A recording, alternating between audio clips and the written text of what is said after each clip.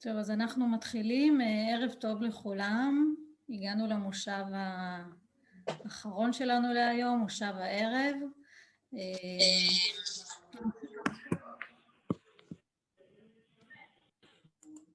המושב הזה בעצם אנחנו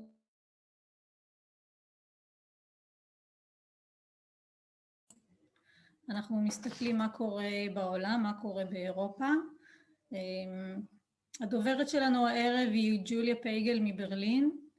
ג'וליה עומדת בראש ארגון NEMO, זה רשת הנטוורקינג של מוזיאונים. ג'וליה תציג בפנינו תוצאות של סקר שהם עורכים באופן מתמשך בקרב מוזיאונים באירופה מתחילת תקופת הקורונה. ג'וליה הקליטה עבורנו במיוחד מראש את המצגת שלה באנגלית, ואנחנו הוספנו כתוביות בעברית. עוד מעט אנחנו נראה את הסרטון. לאחר הסרטון אתם תוכלו לפנות לג'וליה בשאלות. אנחנו נעשה את זה באמצעות הצ'אט, אתם תוכלו לכתוב את השאלות שלכם בעברית או באנגלית. את השאלות בעברית אנחנו נתרגם, השאלות באנגלית אנחנו ניתן לכם רשות דיבור לשאול בעצמכם. מי שהייתה אמורה להנחות איתי הערב היא כוכבה פיטרמן ליפשיץ, אבל עוצרת ברשות העתיקות, אבל לצערנו היא חולה.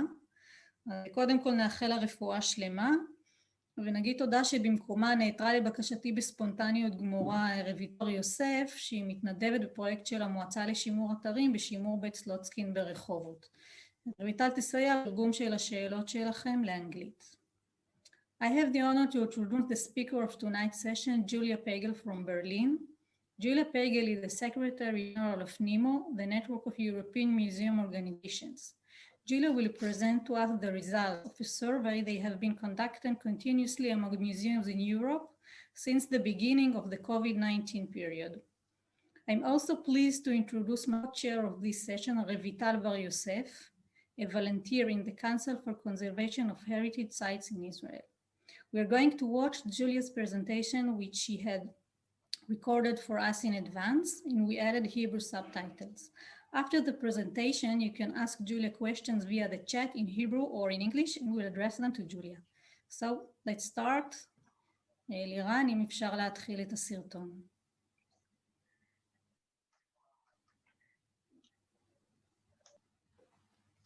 Pagel, I'm the Secretary General of NEMO, the Network of European Museum Organizations. I'm happy to be here with you, at least digitally, in the midst of a severe lockdown, not only in Germany. Let me just start by introducing, before I start going into the topic, about how museums have digitally connected to audiences during the pandemic. NEMO is a network of national museum umbrella organizations, networks and museums in Europe. We were founded in 1992 with the first EU treaty, the Maastricht Treaty, which included culture in its EU policies. So at this point, the museum associations thought that they needed a spokesperson towards EU institutions, and that is when NEMO came to life. We speak for 30,000 museums in Europe. We have members in 40 countries of member states of the Council of Europe, national umbrellas, museums, and museum networks. In activities, well, we do advocacy for museums, as I was saying, towards EU institutions on basically every matter that is important to museums. We share information. We are a platform for information exchange and best practices. We're helping collaborate across borders, specifically in EU-funded projects. And we provide capacity building for museum professionals. And to give you an idea what that means, I have added just one example for each of those activities.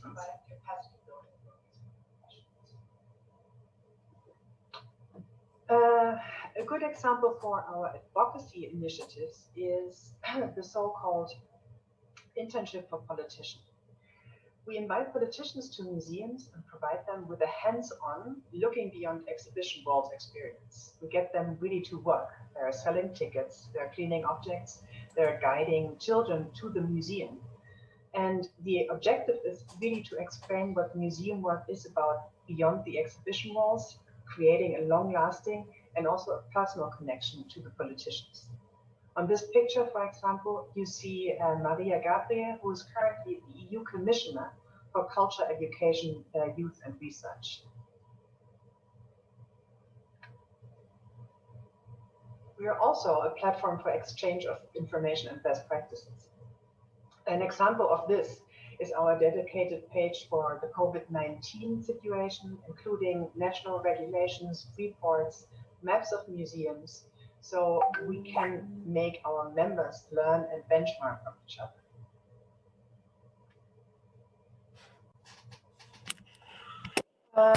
Our capacity building initiatives. This is a slide from one of our last webinars about how to work with discomforting truths. And we know that many museum professionals don't have the opportunity to get any kind of training, less even at European level, which adds a different layer of to any kind of topic because you look at it from different national backgrounds. We have different formats here. Most of them normally work in person, which we haven't done last year and which are still on hold. But we have offered a great row of webinars that are accessible for free on our website and the YouTube channel. Encourages cross-border cooperation between museums. We have published a report about how museums in Europe make use of EU funds and how to increase their participation. We're currently also working on the toolkit for international cooperation in museums. We're also being part of many EU projects, and we're involving our members in those so they can work across borders on a European level. But this is just a very quick idea about what NEMO is about. You can have a look at our website or subscribe to our monthly newsletter if you're interested in further information. And obviously, I'm also happy to answer any question you should have. Yeah, but now I would like to take a look into how museums, particularly in Europe, have been impacted by the coronavirus situation, with a specific focus on how digital offers in museums have developed during the pandemic. You know this graph, I guess. Currently, the majority of museums in Europe are closed. We also know that even if open, visitors won't come back in masses, and it will take a long time until museums welcome visitor amounts at pre-COVID level. So there is a need to rethink how museums connect to their audiences. I'm going to show you a lot of graphs and numbers now, and this can be tiring, but graphs and numbers are necessary to learn and to compare and to benchmark, and most of all, to do evidence-based advocacy. So please bear with me.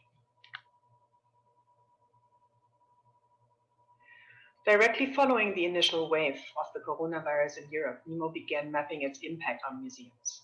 Almost 1,000 museums responded to our survey, and I will share some of the outcomes from May 2020. I will later come back to our brand new study, which was published on 11th January this year. During the first wave of the pandemic, most museums around the globe were closed again. Looking at the income losses, some museums, especially the larger museums and the museums in touristic areas, have reported a loss of income of 75 to 80%, with weekly losses adding up to hundreds of thousands of euros. Museums in capitals were affected most by the loss of income, which is not surprising as they are the ones benefiting most from tourists and a greater population density in general.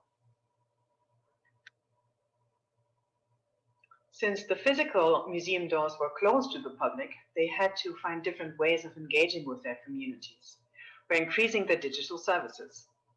More than 60% of the museums increased their online services at that time, so within the first 4 weeks of shutting down. And in order to do that, more than 30% changed the roles of their staff to meet these online needs, while 13% even increased resources while facing a lack of income. And this increased visibility in the services led to more than 40% of the survey respondents noticing increased online visits to their museum, between 10 to over 100%. So if we now do the math and we consider that 82% of Europeans are online every day and 75% in social media, but only 42% of the Europeans visited a museum at least once a year, the digital museum is really a great opportunity of making new friends. I think museums across the globe noticed how important their digital extensions were, and how, if applied meaningfully, they could give access to collections. We also had a look at the input-output relation with regard to digital museum services. Not surprisingly, museums who reallocate staff tasks, the little yellow circles, are most active in starting a new online services or increasing an existing service, which are the red diamonds and the green triangles. Most prominently, virtual tours and online exhibitions. And this graph shows that services that do not require additional financial resources and or experience and skills are the ones increasing most. That could be, for example, hashtags in social media or an activity around an already existing online collections. While services that require time and resources and skills, like coming up with a podcast, live content, online learning, are the ones least likely to increase. These two slides just illustrate very well the fact that without input, the output won't grow by itself.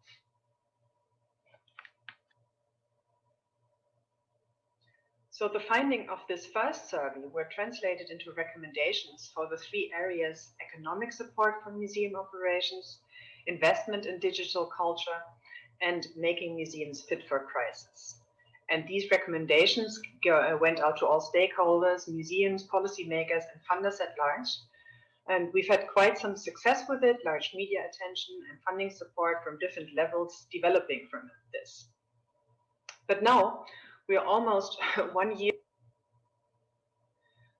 and many museums are closed again. So we needed to make a follow-up survey to see how museums were doing after having reopened and then closed again.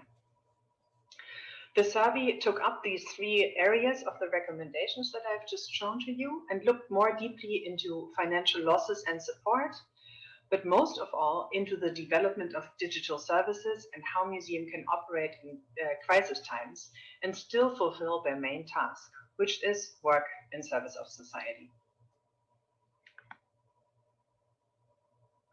So looking at the numbers provided by museums being open during the summer months, the majority of museums reported that visitor numbers dropped substantially between 25 to over 75%. Looking into the reasons for the visitor drop, museums responded with three main causes: the drop in general tourism, the interruption of the school year, and cancellation of museum projects.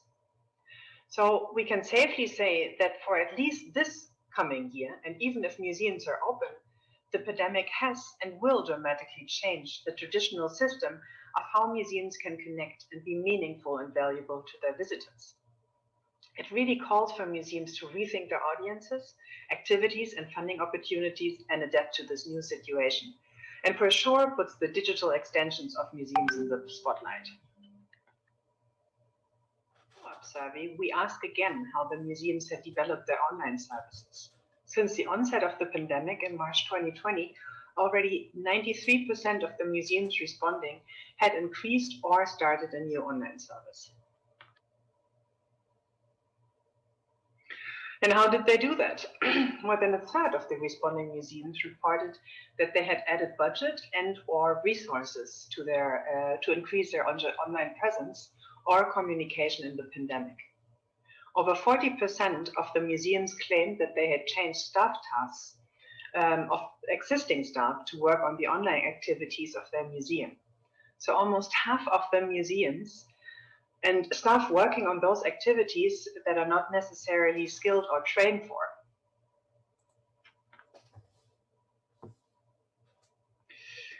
And maybe this is also reflected in the fact that more than 80% of the museums said that they require additional support with digital tools in transition, specifically small museums that haven't even started their digital.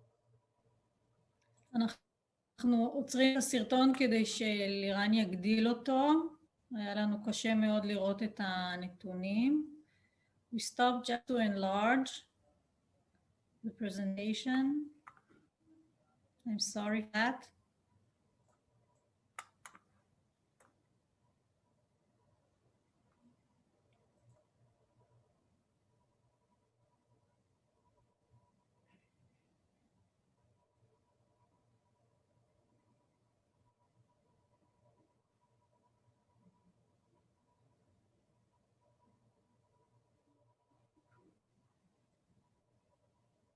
לירן.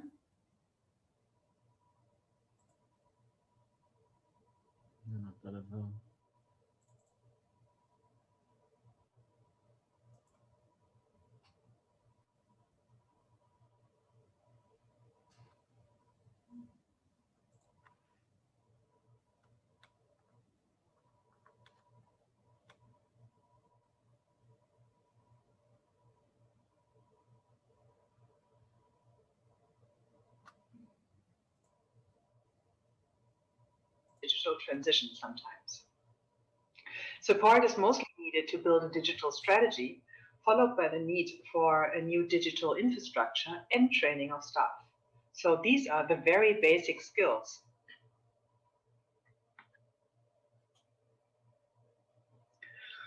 We're also looking at the demand side. What did visitors like most? Museums reported that they liked most the social media activities, followed by video material and learning programs. And I think this gives us a good idea about what we will have to invest in the future. But we will also need to invest in tools that help us to understand what online audiences are interested in, since a fourth of the museums don't even track whether their online activities are successful or not with the audiences. I would like to go more in depth into the challenges for digital offers and operation at large for museums. Both internally and externally, on a structural and activity level, museums still have work to do in order to better connect with communities online. And that means, first of all, a better understanding of where we stand. If we look at the results of a survey of 200 Italians about their online museum habits during the lockdown, we learn that people usually go for something interactive or educational when they seek out an online museum offer or experience. The survey also showed that the demographic and the socio-economic characteristics of the online audiences are the same as for the in-person audience. So museums online are confronted with the same access for everyone problem that real museums have been discussing a long time.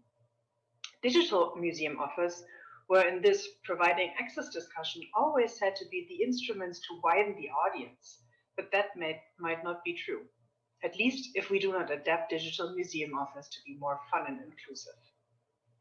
The study draws the conclusion that museums need to better understand the non-online visitors and the reason why they are not connected in order to design their online offers the best way possible and the most relevant way. I would now like to show you a couple of good practice examples of museums and initiatives that have been successful in reaching new audiences, creating new out-of-the-box partnerships, adding new online services, some even paid, to their portfolio. A good example for reaching new audiences was the very popular social media campaign #MuseumsFromHome and #BetweenArtAndQuarantine, which was completely curated by the public and by far the most successful on the web.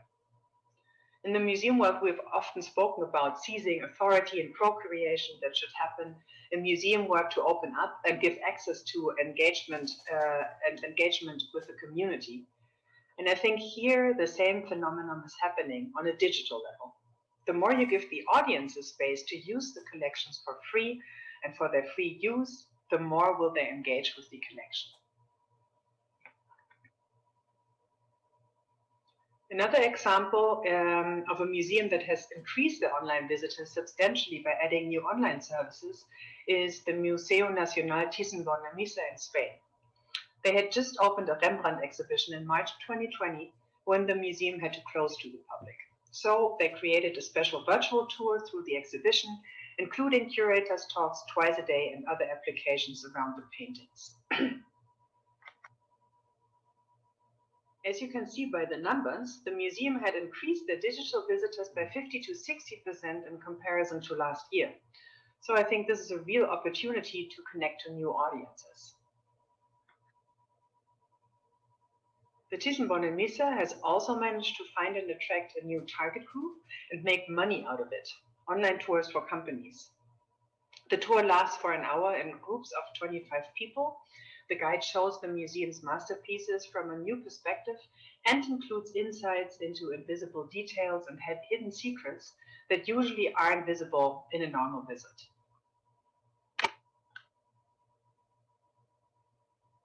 Another quite famous example was the collaboration we saw during the lockdown between Nintendo Switch, Getty, and the Met. The two museums added large parts of their open access collection to the digital game Animal Crossing. This collaboration outside the box attracted a whole new set of users, and when players download pieces from the collection, they're invited to share screenshots of their creativity on social platforms tagging @GettyMuseum and using the dedicated hashtag, which gained the museum increased visibility and new channels and platforms.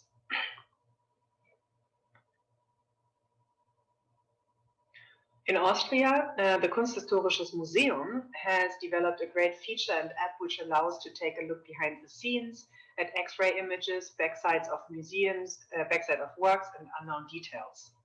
In an interactive way, you can slip into the role of a superhero or a queen, create a monster, or send a bouquet of flowers to the one you love.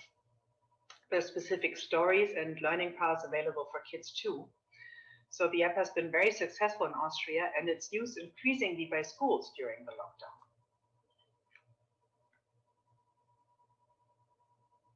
Another format came from the Brooklyn Museum in the US that welcomed young artists to an online summer art camp.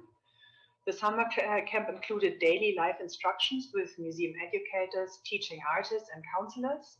The camp cost $340 per week, but people could apply for scholarships. Again, this format was so successful that it's planned to be continued next summer, even if the museum should open again to the public. I think all of these examples have one thing in common, and that is that they need serious investment, technological infrastructure, and skills in marketing on the museum side. So again, without increased input, we won't generate increased output. Or you could also say, before we start creating successful formats to connect meaningfully to visitors digitally, we unfortunately have to spend some money.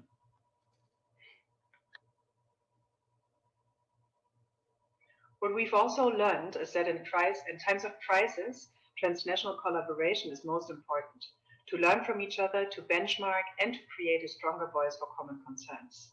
Networks are an important platform for this. I'm not only saying this because I do work for a network, but because we cannot afford to not work together, because there is a need to proactively form a common vision and voice for the sector about how museums will be successful and relevant in the future. If we don't do it, someone else will. So with this pledge, I would like to end my presentation. Thank you very much for your attention. I'm looking forward to answering your questions. Thank you very much, Julia, for the presentation. And now we're opening the Q&A session. אנחנו פותחים את השאלות ותשובות.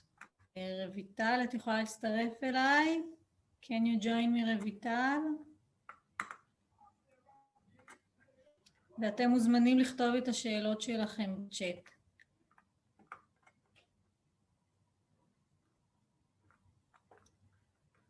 אפשר גם בעברית, אנחנו נתרגם אותן.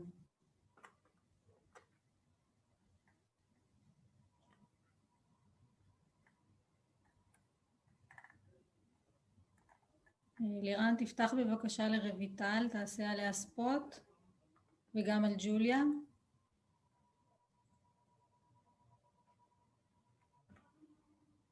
ואם אפשר להביא ג'וליה למסך. Hi, Julia. Hi. It's so weird to see Thank you very much. In the video. That was really weird.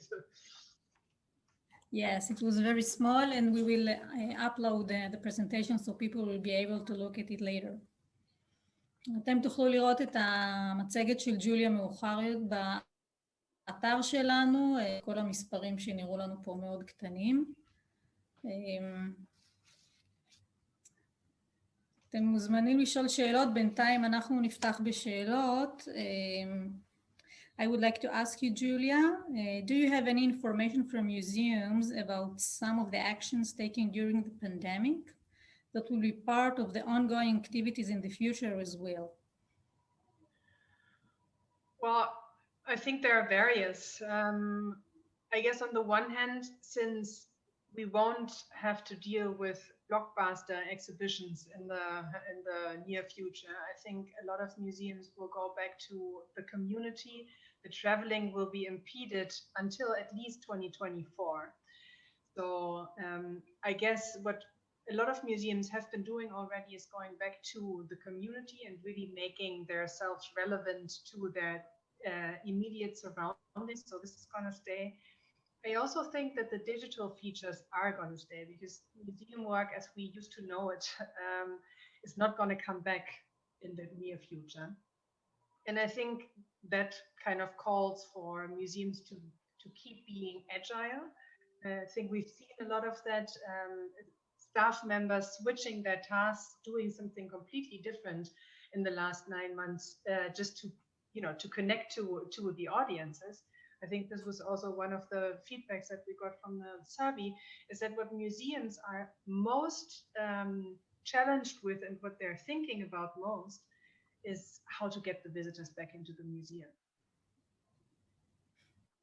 Thank you very much. I'll translate your answer. אני אתרגם את עיקרי הדברים שג'וליה אמרה. אני שאלתי אותה אם יש להם מידע איזה פעילויות שמוזיאונים עושים עכשיו, אם ירצו להמשיך בהם גם בעתיד.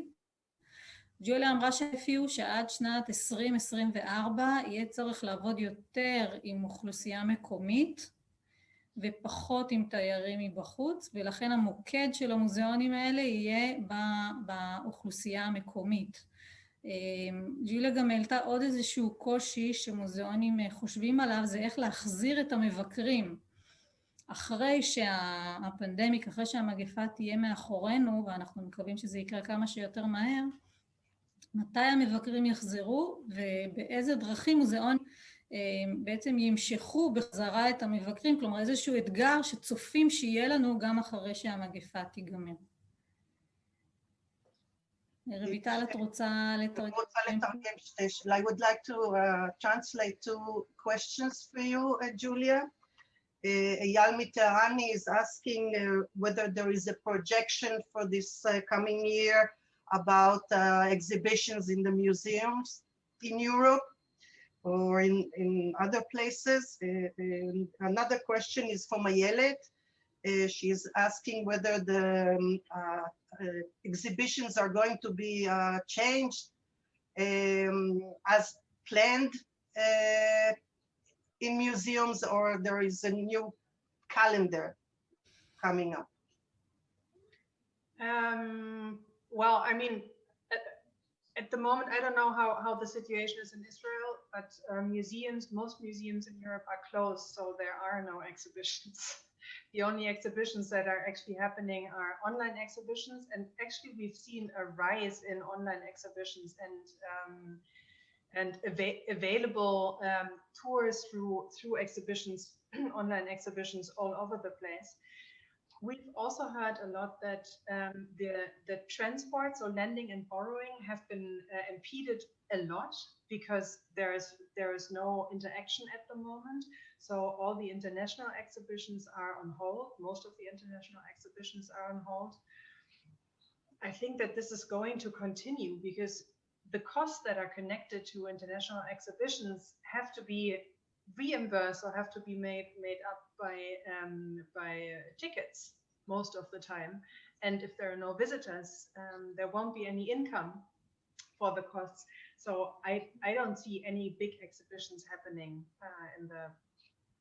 in the next year, probably. Sorry, what was the second question? I forgot. The second question, I think you answered it very nicely. כן, היא מדברת על כך שאנחנו לא נצפה לראות תערוכות מתחלפות. התערוכות הן הבינלאומיות שעוברות ממוזיאון למוזיאון, נמצאות בהמתנה כרגע, כי ללא מבקרים גם לא יהיו הכנסות, ותקציב גדול מאוד הוא להשאיל תערוכות, כך ש... התשובה שלה הייתה שלמעשה אין כרגע תערוכות מתוכננות במוזיאונים מלבד הפעילות אונליין. נסתכל על שאלות נוספות. דליה מנור, she is asking, the online activities expose museums to larger audience, but also expose the public to many museums around the world, so the competition is even harder. Would you like to comment, Julia, on that? Yeah, that is true, although I think this is it's a bit challenging to say that you have an international market for digital exhibitions or any kind of digital museum service, since just think of yourself. I would look for a museum digital service in my language. Let's say that 80% of the people who are looking for a service are doing the same thing. So I think it's also a bit language based. And I think another finding that we had is that actually the market is not open to everyone. So this access problem, I think I referred to it in the presentation as well. The access problem of who's actually coming to a museum is the same digitally as it is physically when you're going through the actual museum door. So I think museums in general have to think about how to decrease the barriers that they're still unwillingly organized when they're doing digital services. אני שנייה אתרגם את התשובה, trying to listen your answer. השאלה בעצם הייתה לגבי תחרות. דליה שאלה, בגלל שהשירותים הם אונליין, אז אנחנו יכולים ללכת לכל מוזיאון בעולם, ולאו דווקא למוזיאונים שקרובים אלינו, שהיינו הולכים אליהם קודם. התשובה של ג'וליה היא שבעצם כל אחד מחפש ללכת למוזיאון הדיגיטלי שהוא בשפה שלו, ולכן בנקודה מסוימת אנחנו עדיין נשארים מקומיים יחסית ברמה ארצית. בנוסף, נתון מעניין שהיא הדגישה עכשיו וגם היה במצגת, שמתברר שאותם קהלים עם אותו רקע סוציו-אקונומי ואותם מאפיינים שמגיעים למוזיאונים בצורה פיזית, מגיעים למוזיאונים בצורה דיגיטלית. כלומר, הכלים הדיגיטליים בעצם הרחיבו את קהל המבקרים ולא הגיעו לקהלים חדשים, שזו תופעה מעניינת שהוצגה במצגת שלה והיא גם חזרה עליה עכשיו. שאלה נוספת, there is another question to you, Julia, by Dudu. He's asking how the museums are putting efforts in accessibility to digital means for special communities. Yeah, very few do. Very few do, and this is not the least because we are still, you can only do something better if you know where you stand. And in order to know where you stand, you need data. You need to know what you're doing right, what you're doing wrong, how many people looked at this, and why other people didn't look at this. So I think the first step in kind of investing in accessibility is to really understand who your digital audiences are and what kind of services you provide and what works and what doesn't work. And only then we can make the next step to invest into the right thing, because if we just go and add to our digital collection, that won't help anybody. So my pledge really goes to, although it's not attractive to mine data, but this is really what we have to do, unfortunately. Thank you. אני אתרגם את התשובה. מה שג'וליה אמרה בעצם, שקודם כל צריך לבדוק מה עובד ומה לא עובד. כלומר, צריך לעשות הערכה על מה שאנחנו עושים, כדי לדעת מה עובד טוב ומה לא עובד טוב, ואז נוכל לפנות לקהלים שונים לפי מה שמתאים.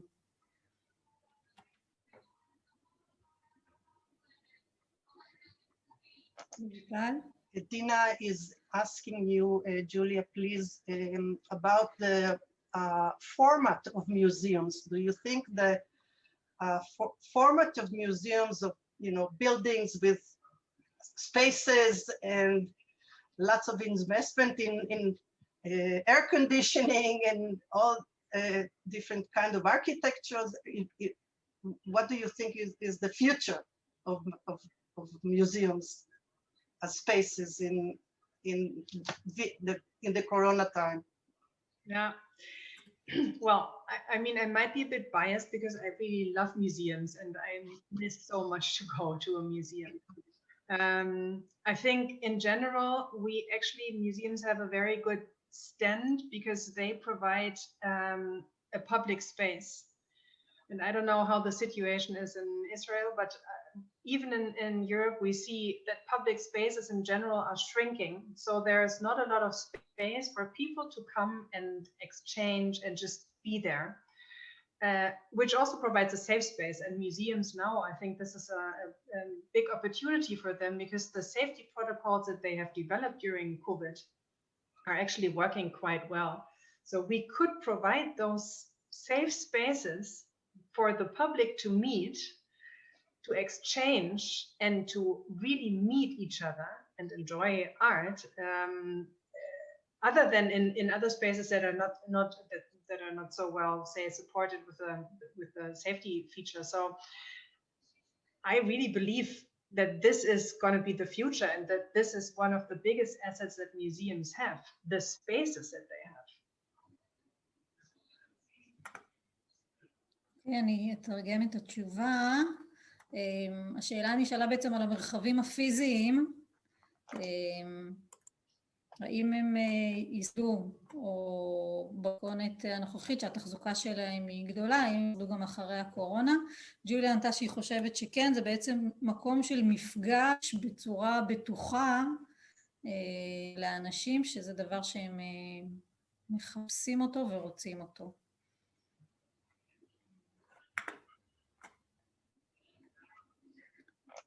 דורית ביקשה לדבר. לירני, אם אפשר לפתוח לדורית וולוניץ'.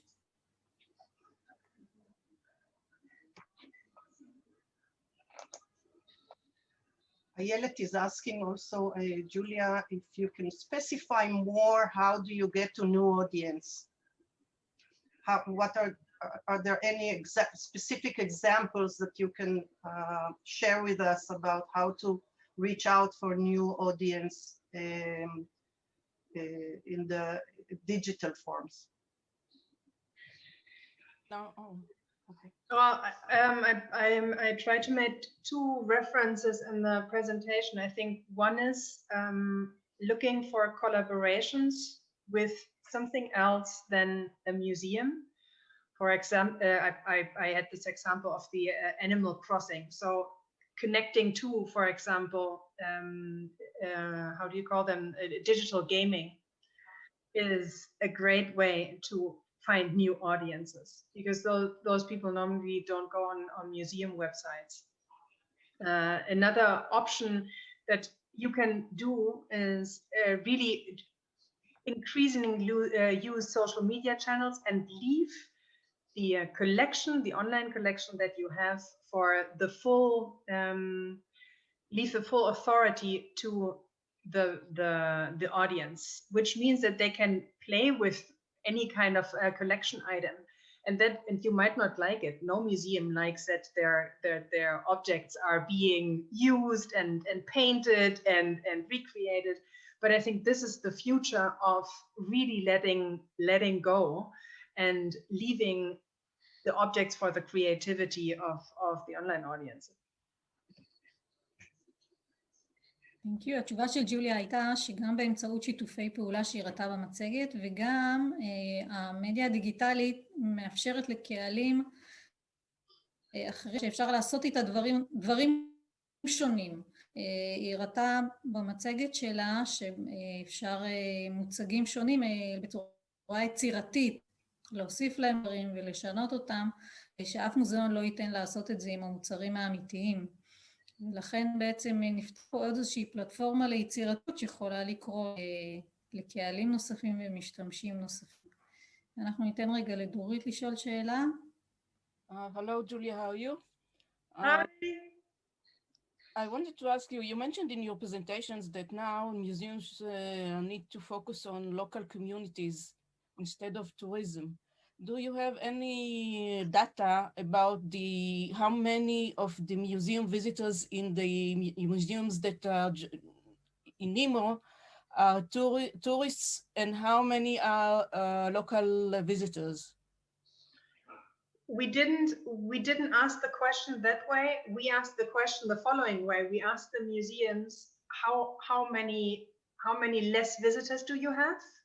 And most of the museums said that they had around 50% less, most of them more, and that the reason number one for the decrease was the drop in tourism. So we asked it a bit otherwise, but I guess the largest part really is the visitors, which means that the rest of the people that are still coming to the museums is the community, because they're did you discuss any ideas of how to do it, how to get to the local community? Because most of the museums in Israel, they are not based on tourists. They are based on local communities. Mm-hmm. And I'm very curious to know whether you have any ideas how you're going to do that. The situation in Israel is similar. Most of the last year we were closed.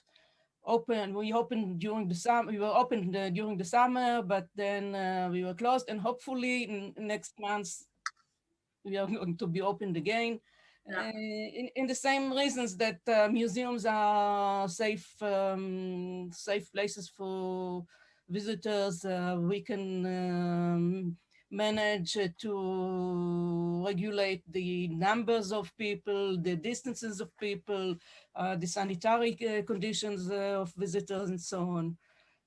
But we still need to gain our visitors again. So if you have any ideas how museums in Europe are going to do that, I would like to hear it. I mean, one of the obvious ones is looking into the learning area. So I've seen a lot of museums that have opened up their spaces for schools. So they're not allowed to open to the public in general. But schools use the museum spaces for actual school education. That was one thing which I thought was a very good idea. The second thing that I saw is that a lot of museums are now developing apps or any kind of digital service. It can also be a podcast, which goes into or aligns with the curriculum of schools. Because we probably all have children, older or younger.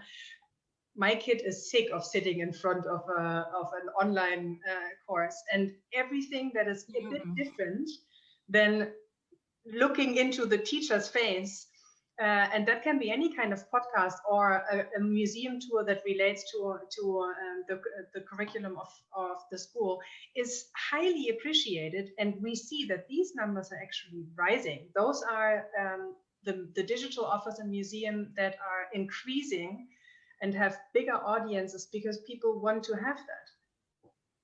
So I think this is a very easy one, and this is an educational one. This is where this is really what's needed at the moment because we're lacking the real interaction. Thank you, Julia. דורית, אם את יכולה לתרגם את השאלה שלך ואת התשובה של ג'וליה, זה היה ארוך ומורכב. אוקיי.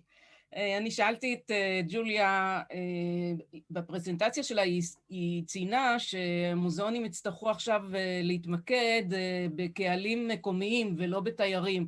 שאלתי אותה אם יש להם נתונים, כמה מסך המבקרים במוזיאונים, האחוז שלהם הוא תיירים ולעומת מבקרים מקומיים. היא אמרה שהם שאלו את השאלה קצת אחרת, אבל רוב המוזיאונים שדיווחו על ירידה בכמות המבקרים, דיווחו את זה על ידי זה שבעצם התיירות פסקה. ושאלתי אותה אם כך, אם יש להם איזה שהם רעיונות או דרכים להתמקד בהחזרה של הקהל המקומי, כי בישראל בעצם אצלנו חלק גדול מהמוזיאונים, בעיקר הקטנים, עיקר המבקרים שלנו הם לא תיירים, אנחנו מאוד מבוססים על בדרך כלל על תיירות פנים, על המבקרים מהסביבה הקרובה שלנו, אז היא בעצם אמרה שלא, והיא עדיין חזרה לעניין הדיגיטלי, ולא היא אמרה את זה, אבל אני צריכה להגיד שאני יודעת, כאילו כולנו עכשיו עוסקים בנושא הדיגיטלי, אבל כמו שכל הזמן אמרנו, באיזשהו שלב בעתיד, אנחנו נצטרך למצוא שיווי משקל. זה אסור לנו לתת שהדיגיטציה תשתלט על העשייה המוזיאלית. להערכתי זה מסוכן. תודה רבה, thank you very much. יש פה שאלה של שירה שפה ממשרד ירושלים ומורשת, אני מתרגמת אותה. Julia, we have one more question from Shira from the Ministry of Jerusalem. Are you familiar with ways of collaborations for finding new ways and creative ways, something like hackathon, digital tools, or what exactly do you mean if we are familiar? I mean, the hackathons have been there for quite some time, and I think this is also a very nice way of addressing new audiences that are not typical museum goers, I would say. So this is a great idea. It's nothing new. I think we might want to rethink how to use it now during the pandemic times, just to not to provide just another add-on, because we have all those digital things. So we need to create a good how do you say, like a frame around it, so it makes sense. But I think hackathons are super indeed. And NEMO as an organization, do you have such initiative, or you're just for them to do it by themselves? Well, I mean, as a network, we are kind of a platform. One of our main issues, the main goals, and I think this is the truth for every network, is that we want to connect our members, because we believe that we don't have to reinvent the wheel all the time. Everybody knows something very well, and we can learn from each other. And I think what we are trying to do is that we, rather than just providing a platform, that we are doing it a bit more proactively. So what we're doing is, for example, that our members, the ones that have a common interest, say the ones that are interested in museum education, they have a specific working group. So they travel around Europe to look at very good examples of museums that do great educational work. Then there's another group that's very interested in the so-called creative industry. So how can museums connect to the creative sector? And they do the same thing. So it's more of a interest-based grouping. Plus, we also try to connect through challenges in terms of new developments in museum work. How do I make my museum digital? And then everybody who really needs help gets a training course in that. So this is a bit how we are trying to bring the museums across Europe together. And we really believe that it makes sense to do that across borders, because it gives you a different frame to look at any kind of issue. Okay, I'll translate your answer. שירה שאלה בעצם האם הם עשו איזשהו מהלך משותף לחיפוש דרכים חדשות ויצירתיות, מעין האקתון משותף, כדי לפתח כלים נוספים. ג'וליה ענתה ששיתופי פעולה כאלה נמצאים, ולכן אני שאלתי אותה האם הם כגוף, כארגון רשת, האם הם יוזמים פעולות מהסוג הזה. מה שהיא ענתה שבעצם הם מציעים רשת נטוורקינג שיש בה קבוצות עבודה. קבוצות העבודה סביב חינוך מוזיאלי, קשרים עם התעשייה, הדיגיטציה, וקבוצות העבודה האלה הן בעצם משתפות בידע שלהם, או אפילו מבקרים במקומות שונים באירופה, כי החיבור הבינלאומי הזה באירופה הוא מתבקש והוא מעשיר את כולם. רויטל, יש עוד שאלה? כרגע אין, אבל אני אשאל שאלה שעניינה אותי. I would like to ask you, Julia, there is an initiative in Israel, we just heard today in the conference in Haifa. There are 6 museums and they collaborate together in lecturing teachers, giving teachers all the digital means to teach in class and to involve kids in interactive programs within the museums, the 6 museums in Haifa itself. I thought maybe we could hear about initiatives like this in different places in Europe too, and it would give us some inspiration to do more in Israel about it. I actually know about a very similar initiative that originated in Denmark. And so the museums, I don't know how they did it, but they made, they changed the curriculum for teachers so that every teacher, when they are in their education to become a teacher, they have to go to a museum. So there's one part of their training to become a teacher is using museum objects for their later work, which was based on the idea that if you educate the teachers themselves to use the museum offers, then they will always come back. Whereas if you don't do it, you only have a very few teachers that even think about museums as a potential source or resource to help their school. So this format was so successful that it's now implemented in Denmark, in Sweden, in Norway, and in Finland. So all the Nordic countries are actually using this. So for I think it's only history teachers, I'm not 100% sure though, that all have to do a course during their education in museums to make sure that they will always come back to a museum once they are a teacher. I thought that was really great.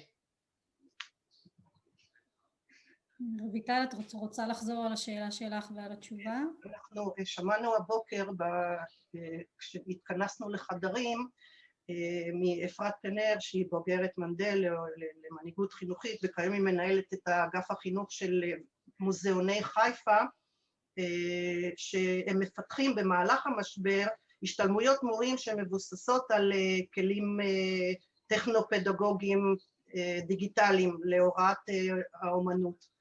ושאלתי את ג'וליה האם יש גם יוזמות כאלה, והיא סיפרה שאכן הוכנסה בדנמרק השתלמות חובה למורים להיסטוריה, היא חושבת שהיא חובת השתלמות במוזיאונים, כדי שיוכלו גם אחר כך להעביר את זה לתלמידים, את האהבה לזה, היא אמרה שכרגע בשוודיה, נורווגיה, מדינות נוספות גם הן הצטרפו למהלך. Let me see if there are more questions. Well, you have a lot of compliments, Julia. People are saying that it was very interesting and thank you. And Shelley would like to ask a question, so if you can open it for her. שלי, בקצרה, אנחנו לקראת סיום.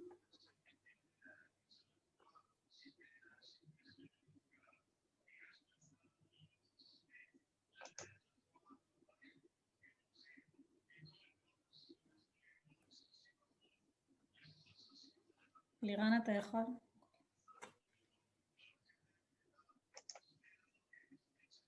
שלי, הבמה שלך. אוקיי, וואו, זה מפחיד. Julia, thank you very, very much for giving us such enlightened lecture and perceptions of the most important issue in this year. And thanks המועצה לשימור אתרים and the ההמסרה and all the other organization for organizing this day and have the final lecture by you. And first of all, I want to say that chapeau for NEMO for their activities for many years. It's not a new thing that you are doing the last year. And I'm wishing that we will have the same thing here in Israel. I started to talk about it 2 decades ago, that we have to make an Israel NEMO, but people say that it's not important. Maybe now we'll think differently. I think that what we have learned from the coronavirus and this year of pandemic, whatever, that nothing can be solved in any field, from medicine to culture, from culture to education, in every field. We can't solve and we can't deal with any challenge and problems and obstacles without coming together by ideas of solidarity and helping each other. We can't stand one by one, not personally and not on the organizational level. We have to understand that we are, it's a political almost, that we are human and we have the same needs and ideas and we have to share them. And I think that what's happening this year, that people understood it in every different field, that in order to solve problem and to go beyond the obstacles, we have to do it, what you are doing. And this is an example in the museum world, but it can be the same in every other world, in medicine, in education, etc. So thank you very, very, very much. Thanks for me, your it was words. great. That's I 100% agree with you, and I think this is really what museums, they are so good and so powerful and so resourceful. But what we really need to learn is how to stand together as a community, because nobody solves their problems just themselves. We have to speak with one voice. We have to show that we are a sector and not different individuals. Not the least, to give you one comparison, the typical very strong automotive factory, you know, the ones that are producing cars in Germany, they're very strong. And they are not the least strong because they all speak with one voice. They say, when COVID comes, oh, so and so many employees will lose their jobs if you don't support us. And they have one organization that brings all the voices together, and this works. But the museums, there's always these shining examples of the Louvre and the British museums, and they are doing very well. But there are so many museums. I think that actually the small museums, the community-based museums, are doing the most important work. And they have to be part of this community, and they have to have their voices heard. And this is only done through organizations like ours, or any kind of organization that provides an umbrella for small organizations to be visible. So I couldn't agree more with you, and I hope that someday, maybe next year, we'll discuss about a similar organization in Israel. Thank you very much, Julia. I'll just translate a little bit with that. שלי הדגישה את הצורך בשיתופי פעולה, גם בין בני אדם וגם בין ארגונים, כמובן בעולם המוזיאונים, וג'וליה הסכימה איתה, שהדגישה את העניין שמוזיאונים קטנים הם בעיקר, כדי להשמיע את קולם, צריכים את אותם ארגונים. זה מאוד מתחבר, כאן אני מוסיפה את דעתי שלי, זה מתחבר למועצה לשימור אתרים, שבעצם מאגדת בתוכה הרבה אתרים שהם יחסית קטנים, וככה נותנת להם את הכוח, גם זה וגם להתפתח. We're going to finish this session. Thank you very much, Julia. It was very inspiring. We learned a lot. Thank you very much. תודה לכולכם על ההשתתפות היום. Thanks. תודה לכולכם על ההשתתפות היום. הסרטונים של כל המושבים יעלו בקרוב שלנו לאתר ההמסרה, ואתם תקבלו למייל הודעה על כך, גם כשהם יעלו וגם קישור.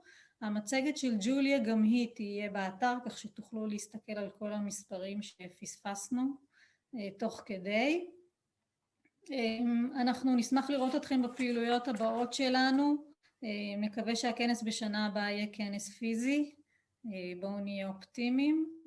וסיום, אנחנו נעלה עכשיו שוב את סרטון סיכום השנה שלנו.